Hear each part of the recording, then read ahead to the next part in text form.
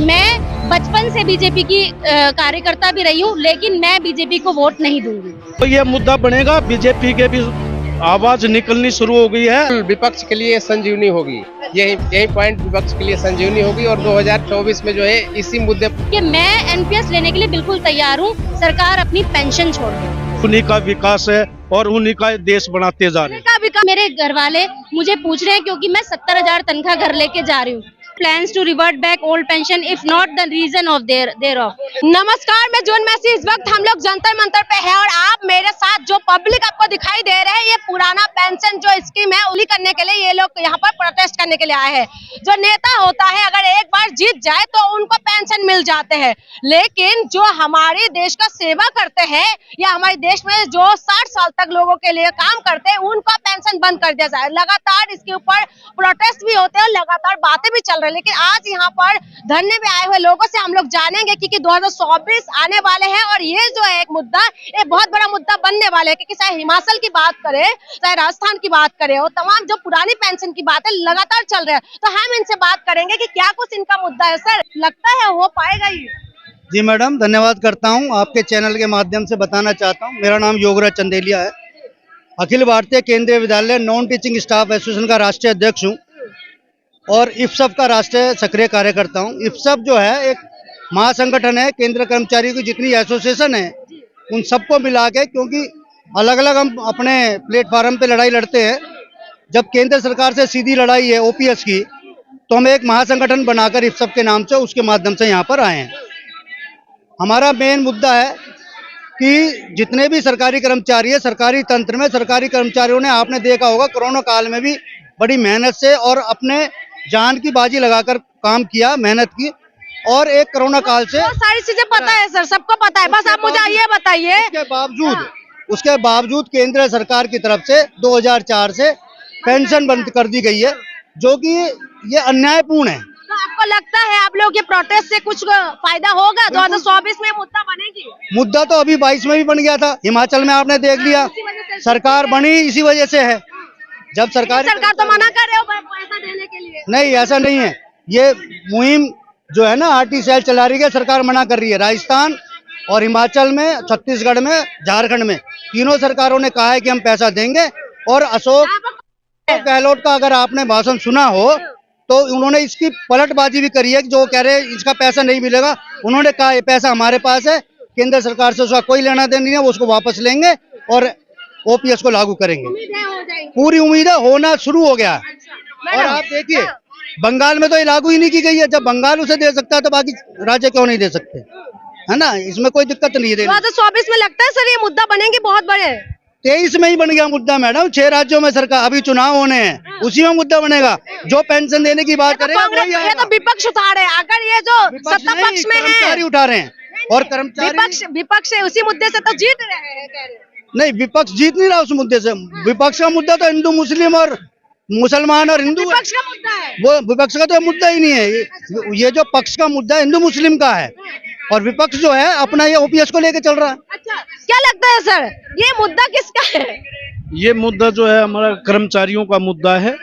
जो कर्मचारी अपनी जो है 60 साल की उम्र तक जो सेवा देते हैं और उसके बाद उनको पेंशन नहीं मिलती है, 2500-3000 पेंशन मिलती है। 2500-3000 तो 60 साल के बाद जो हमारी वृद्ध पेंशन ही मिल जाती है, तो हमारा 40% का क्यों 2500 दे रहे हैं? अब वृद्धा पेंशन ही ले लेंगे अपनी। गवर्नमेंट, भारत सरकार ने वो भी लागू कर रखी है। हमारा 40% पैसा जमा रखते हैं और उसका जो है हमें ये 2500-3000 रुपये देते हैं, तो ये जो हमारे साथ बहुत बड़ा धोखा है। ये तो सर लगातार चल रहे हैं। सर ने मुझे ये बताया कि अभी तो 2023 से मुद्दा बन गया। आपको लगता है 2024 में बहुत बड़ा राष्ट्रीय स्तर पे, क्योंकि लोकसभा का इलेक्शन है, बहुत बड़े राष्ट्रीय स्तर पर यह मुद्दा बनेगा। एक जो है महाराष्ट्र का जो उप मुख्यमंत्री है बीजेपी का है, उसने भी 2-3 दिन पहले बोला है कि ये हम देंगे। जबकि टीवी पे 1-2 चैनल ने जब उनसे पूछा कि आप महाराष्ट्र में कैसे दे दें, कि वहाँ की आर्थिक स्थिति ठीक है और स्टेटों की आर्थिक स्थिति ठीक नहीं है क्या? उन्हीं की आर्थिक स्थिति ठीक है। तो ये मुद्दा बनेगा, बीजेपी के भी आवाज निकलनी शुरू हो गई है और एक दिन हम लेके रहेंगे, वोट की चोट से लेंगे। बीजेपी तो आप लोगों के पक्ष में ही है, कहते हैं हम तो सबका साथ सबका विकास करते हैं। किसके पक्ष में? न कर्मचारियों के पक्ष में है, न किसानों के पक्ष में है। जो चीज हमें चाहिए नहीं वो हमें क्यों जबरदस्ती दे रहे हैं?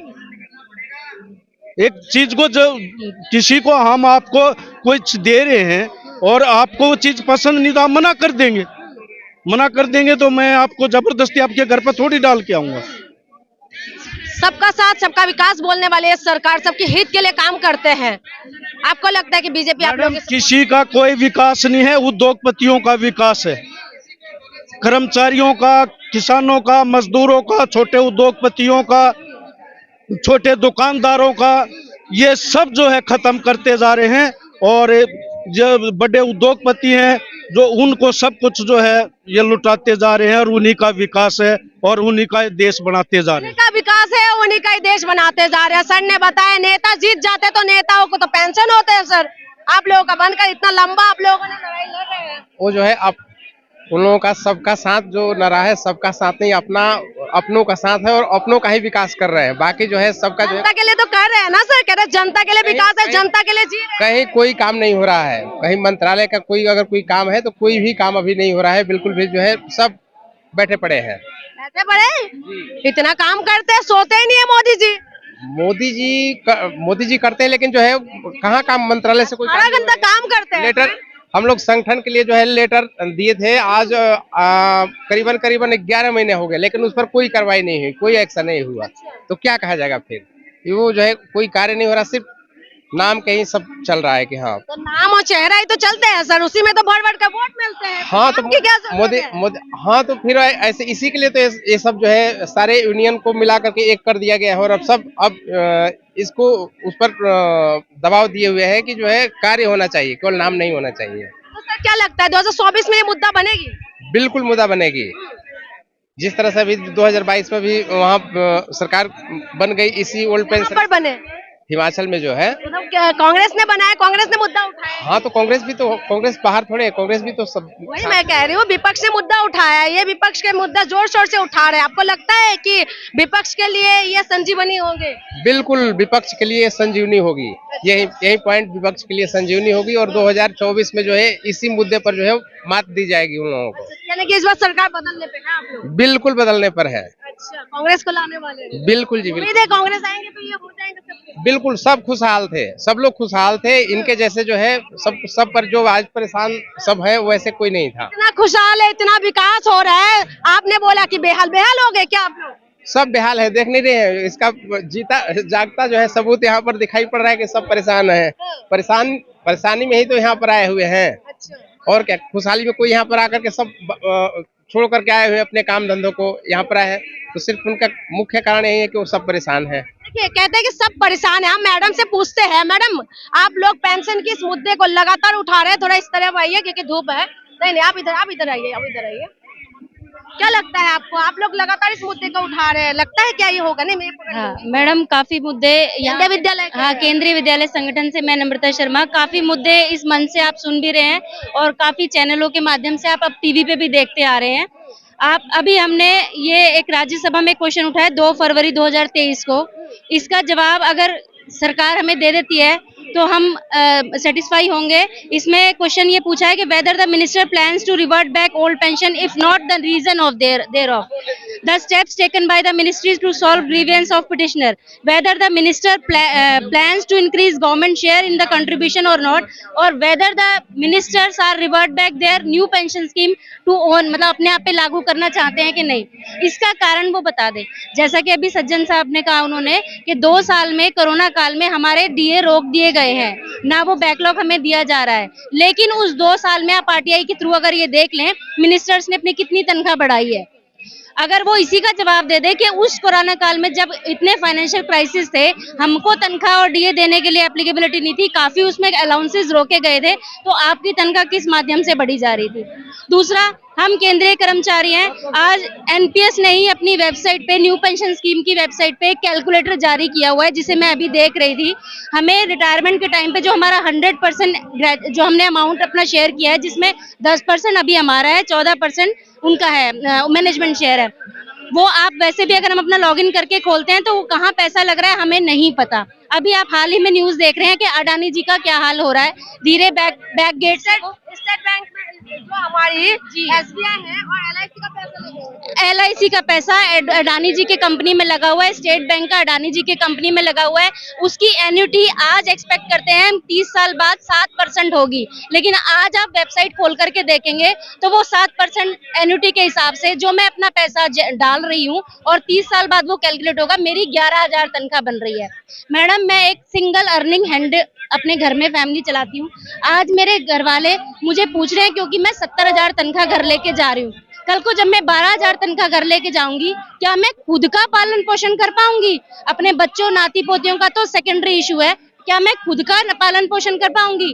बीइंग अ लेडी क्या मैं इस धरती पे सरवाइव कर पाऊंगी? क्योंकि एक हाउसवाइफ भी बड़ा मुश्किल हो जाता है सरवाइव करना। क्या मैं इस धरती पे इसके प्रांगण में रहते हुए अपने आप को ऐसे संयम उसमें रख पाऊंगी कि मैं लोगों से भी फेस कर सकूं कि हाँ मैं कुछ कमाती हूँ और मैं अपना पालन पोषण और अपने बच्चों का भी अपनी गृहस्थी का कला पाऊंगी? तो ये मेरी सरकार से मांग है। और मेरा सबसे बड़ा मुद्दा ये है कि मैं NPS लेने के लिए बिल्कुल तैयार हूँ, सरकार अपनी पेंशन छोड़ दो, या तो मुझे दे दो। नेता है वो नेता अपना पेंशन छोड़ दे, नेता अपना पेंशन छोड़ दे, क्योंकि हमें देश का हित देखना है मैडम। देश के हित में और न्यू पेंशन जारी किया है ना उन्होंने, ओल्ड पेंशन खतरनाक है। देश के हित के लिए यही मुद्दा बार बार उठते हैं कि जब फ्री देते हैं तो कहते हैं कि देश का नुकसान होते हैं, लेकिन वो एक बार विधायक बन जाए, एक बार MP बन जाए तो उनको लगातार वही पेंशन ले, डबल ट्रिपल लगातार नहीं, एक पेंशन नहीं, अगर वो सरपंच बन जाए, वो MP बन जाए, MLA बन जाए, वो कोई मिनिस्टर बन जाए तो वो 5 पेंशन लेता है। ठीक है, वो 5 पेंशन क्यों लेता है? एक पेंशन को कंसोलिडेटेड करे, जब वो सरकारी है तो एक ही पेंशन लेना।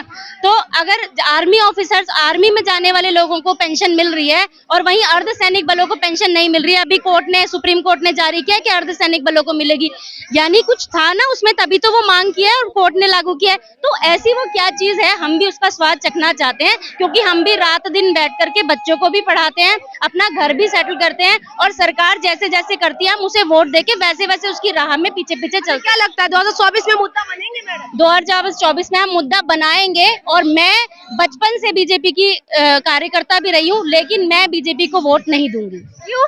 क्योंकि मेरे को वो पेंशन नहीं देगी।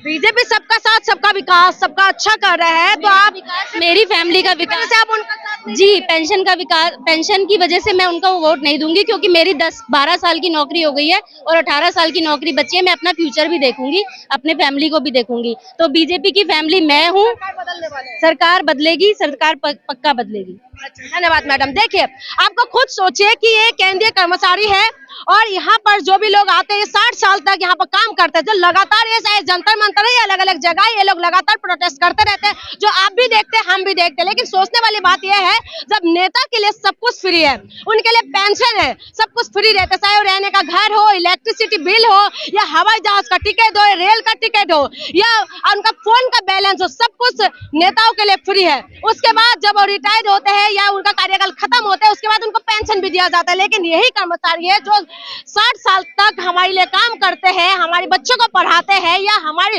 बॉर्डर सिक्योरिटी फोर्स जो हमारे बॉर्डर की रक्षा करते हैं, उनका पेंशन बंद कर दिया गया है। तो आप सोचने वाली बात यह होगा कि क्या कुछ होने वाले है, क्योंकि विपक्ष इस मुद्दे को जोर शोर से उठा रहे हैं, जो हमें बीते टाइम में जो राज्य में चुनाव हुआ था वहां पर देखने के लिए मिला है, और ऐसे भी उन्होंने इस मुद्दे को उठा के सरकार भी बनाया। तो देखना यह होगा कि 2024 में क्या कुछ होने वाले है, क्योंकि मैडम खुद बीजेपी का कार्यकर्ता है और इन्होंने खुद बोला है अगर बीजेपी इस बात को नहीं सुनेंगे तो इस बार सरकार बदल जाएगा। तो देखना ये होगा क्योंकि ये केंद्र का भी मुद्दा है, ये राज्य का भी मुद्दा है। तो क्या कुछ होने वाले हैं 2024 में, क्या केंद्रीय कर्मचारी या राज्य के कर्मचारी को पेंशन मिलेगा या नहीं, या इनका प्रोटेस्ट जो है लगातार जो इस मुद्दे को ये लोग जोर शोर से उठा रहे हैं, देखना होगा कि नेताओं के कानों तक पहुंचे है कि नहीं है। इसके लिए आप इंतजार करिए 2024 का, हम भी इंतजार करते रहेंगे। तब तक के लिए मुझे इजाजत दीजिए, बहुत बहुत शुक्रिया।